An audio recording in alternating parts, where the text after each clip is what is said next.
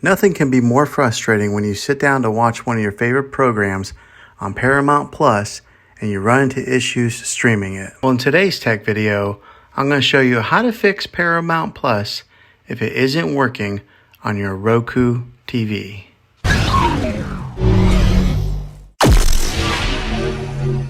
I'm going to show you a few really simple ways to try and solve your problem and get it back up and running again.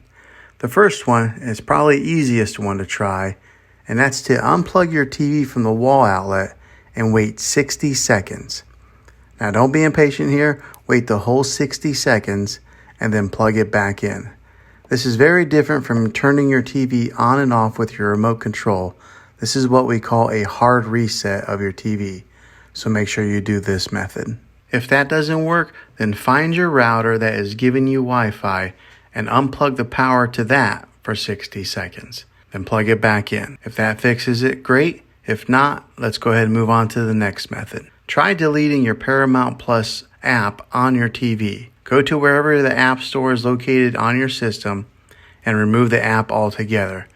Then reinstall the Paramount Plus app again. After you reinstall it, you might have to log back in with all your credentials, but hopefully this will work. If this doesn't work, then I recommend buying an affordable Roku stick or Amazon Fire Stick.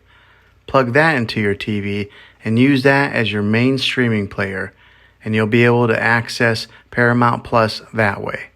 I'll put links in the description down below of where you can get one. Well, hopefully this video was helpful to you. If it was, throw a thumbs up on it and go ahead and subscribe to my channel. I make tech videos all the time, and I would love to have you back in the next one. Take care.